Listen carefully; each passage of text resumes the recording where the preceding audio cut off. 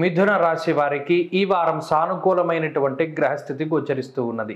ముఖ్యంగా అష్టమ స్థానంలో ఉండేటువంటి గ్రహాల యొక్క సంఖ్య తగ్గడం అనేటువంటిది ఒకంత మంచి పరిణామంగా చెప్పచ్చు.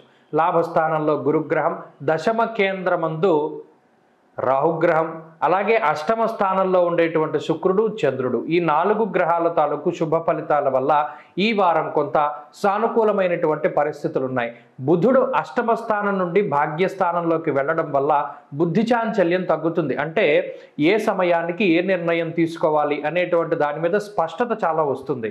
ఇప్పటి వరకు సొంత నిర్ణయాలు తీసుకోలేక ఇతరుల మీద ఆధారపడ్డటువంటి మిథున రాశి వారు సొంతంగా నిర్ణయాలు తీసుకోగలిగేటువంటి శక్తి వస్తుంది.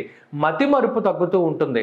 చేయవలసినటువంటి పనులు వరుస క్రమంలో చేసుకుంటూ వెళతారు. ఎక్కడా కూడా ఈ మర్చిపోవడం కానీ, లేదా ఒక వస్తువుల్ని ఎక్కడో చోట పెట్టి దాన్ని కోల్పోవడం కానీ, ఇటువంటివి కూడా మిథున రాశి వారికి ఉండవు. ఇప్పటి నుండి అవన్నీ కూడా తగ్గుముఖం పడుతూ ఉంటాయి అన్నట్టు. అలాగే ఆర్థిక పరమైనటువంటి అంశాలు ఈ వారం కూడా చాలా బాగున్నాయి. ఆర్థికంగా ఏ విధమైనటువంటి ఇబ్బంది ఉండదు. మరీ ముఖ్యంగా అటు విదేశాలకి వెళ్ళాలి అన్నా, తీర్థయాత్రలకి వెళ్ళాలి అన్నా, దూర ప్రాంత సంచారం చేయాలి అనుకున్నా, మరి ఏ ఇతరత్ర ప్రయాణాలు విహారయాత్రలు చేయాలి అనుకున్నా చక్కగా వాటన్నిటి మీద కూడా మంచి ప్రణాళికాబద్ధంగా ముందుకు వెళ్ళగలుగుతారు. అలాగే వృత్తి ఉద్యోగాలలో కీలకమైనటువంటి పరిణామాలు, మరీ ముఖ్యంగా ఇప్పటి వరకు నైట్ షిఫ్ట్లో ఉద్యోగం చేయవలసి వస్తే అది డే షిఫ్ట్లోకి రావడం, అంటే కొంత సానుకూలంగా మారేటువంటి పరిస్థితులు. ఉద్యోగంలో ఎవరైనా ప్రతిబంధకమైనటువంటి వ్యక్తులు ఉంటే వారు వేరే చోట్లకి ట్రాన్స్ఫర్ అయిపోవడము, లేదా వారి స్థానాల్లో ఇంకో కొత్త వ్యక్తులు రావడం లాంటి వాటి వల్ల అటు ఉద్యోగ స్థానంలోనూ లేదా ఇటు కుటుంబంలోనూ కొంత మానసిక ప్రశాంతత లభించేటువంటి పరిస్థితులు మిథున రాశి వారిలో కనబడుతూ ఉన్నాయి.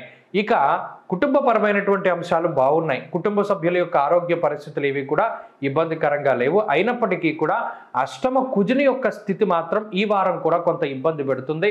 ప్రయాణాలు, అలాగే కొంత అధికమైనటువంటి రుణ భారాన్ని మోయవలసినటువంటి పరిస్థితులు ఈ వారంలో కనబడుతూ ఉన్నాయి. అయితే సమయానుకూలంగా ధనం చేతికి అందడం కొంత మంచి విషయంగా చెప్పవచ్చును. అలాగే ఉద్యోగ పరంగా పరిస్థితులు బాగున్నాయి. వ్యాపార పరంగా కూడా మిథున రాశి వారి యొక్క స్థితిగతులు చాలా అద్భుతంగా ఉన్నాయి. మరీ ముఖ్యంగా విద్యార్థులకి కాలం అనుకూలంగా ఉన్నది. పోటీ పరీక్షలలో మంచి విజయాన్ని సాధించడానికి అవకాశం ఉంటుంది. స్త్రీలకు ప్రత్యేకించి ఈ గ్రహస్థితి మనోధైర్యాన్ని కలిగిస్తుంది.